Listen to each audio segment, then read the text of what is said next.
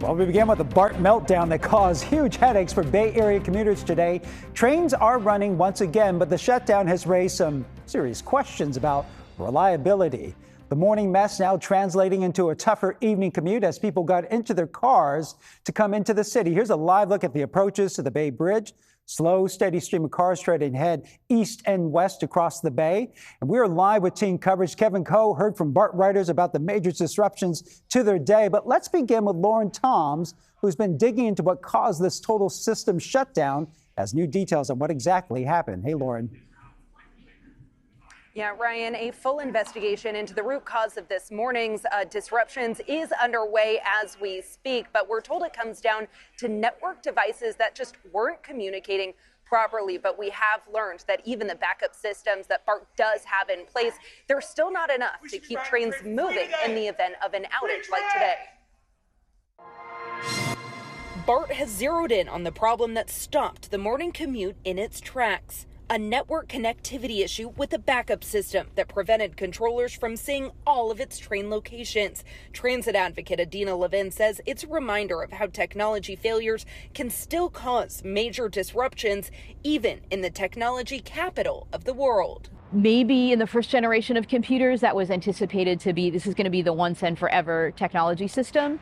And, now that our society has gone through and we know that things continue to upgrade, that skill of doing these complicated upgrade and migrations is something that we need to plan for and get good at, because this is something that, in this case, the region very much depends on. Just before service began Friday morning, staff in the BART Operations Control Center noticed a redundant system wasn't responding, which meant they didn't have full visibility of the track circuits and train positions needed to operate safely. BART spokesperson Alicia Trost tells us any risk to the operations of their trains, even a failed backup system, can halt service. We just know that the actual problem was part of the redundant system, if you can believe it. Please stand clear of the door. They simply disconnected it, and that is all it took for the main system to then work as normal, and then to power everything back up and make sure we could see everything and get ready to put train service out. She says the malfunction wasn't due to an outdated system or due to system updates. She also says it was a different issue than a 2019 outage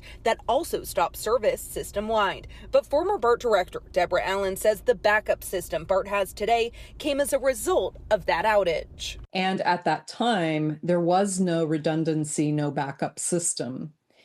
But they did mention at the time that BART was months away from completion of a new remote redundancy network disaster recovery center. And that center was supposed to provide the backup for when things don't work or things fail. But Allen says BART needs to be accountable for modernizing the 50-year-old system and staying ahead of potential disruptions. But there's been a real failure to reserve and provide for future replacement and replenishment of the infrastructure. And for Levin, these kinds of disruptions provide takeaways to help improve the system in the future. Things are not perfect. Things are not going to go perfectly, but there's lessons that can be learned about managing complex technology systems and upgrading complex technology systems. And this is something where there are lessons to be learned about doing them well and doing them better.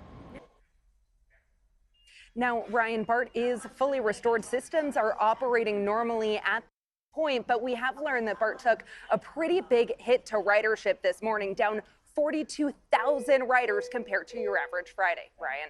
All right, thanks. Lauren Toms reporting live from the Embarcadero station. In the meantime, Kevin Coe has been covering the outage since early this morning. He's live at the Walnut Creek BART station with how all of this impacted commuters. Kevin. Ryan, according to BART data, more than 174,000 people take a train every weekday.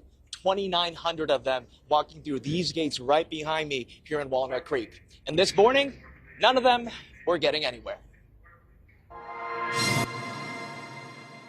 A system-wide BART shutdown meant chaos and confusion for commuters who rely on BART. Gonna get there a little bit later, probably. The timing of the shutdown, starting at 4:30 this morning, hit especially hard for workers. And Brad Powell, who is trying to land a job. This morning I had plans to go over to Oakland on BART to take a test for a job with East Bay Mud. I would think that they may be very understanding and reschedule things. But on the other hand, they don't know. Basically, it could have cost a job. Muni, AC Transit, Caltrain, and Samtrans stepped in to help BART riders. And San Francisco Bay Ferry added larger ferries into the mix. Its ridership before 10 this morning was up 60% compared to recent Fridays. But finding an alternative cost commuters time. It took Colleen Trundy 3 hours to get from the East Bay to San Francisco. I took a bus from Vallejo to El Cerrito, got to El Cerrito BART station, found that the BART was down, had to go back to Vallejo to catch a ferry to get in here, and then of course catch the Muni into the Civic Center. Back in Walnut Creek, some commuters were just happy the shutdown happened on a Friday. Air takes BART to work from the Walnut Creek station 5 days a week. Luckily, she took the day off for an early Mother's Day lunch with her daughter. You just got lucky. Yeah, I just got lucky. It has to be postponed, so I had to call her to let her know. But others who were late for work, like Antonio, don't feel as lucky. People need to get to where they're going. Some people need to be at a certain place, and they rely on BART. You know, I think they're doing okay. Not great. Wouldn't give them like an A or anything, but they're doing all right. You know, Ryan, Antonio is like a lot of riders I met today. They rely on BART, they want to see it thrive, but they're just simply unhappy with the daily results. More on that coming up at 6. All right, Kevin Coe reporting live in Walnut Creek. And San Francisco Mayor Daniel Lurie was staying on top of the BART shutdown all morning long, told us he will be pushing for accountability. We were able to adapt, but we're going to look into it. We're going to talk to BART. It's obviously a huge impact, and we need to address it. CBS News Bay Area did a deep dive into the major challenges BART faces since the pandemic and potential solutions as it looks to move forward. You can watch our full special, BART on the Brink. We will find it, or you can find it, inside today's top story on the BART outage on KPIX.com.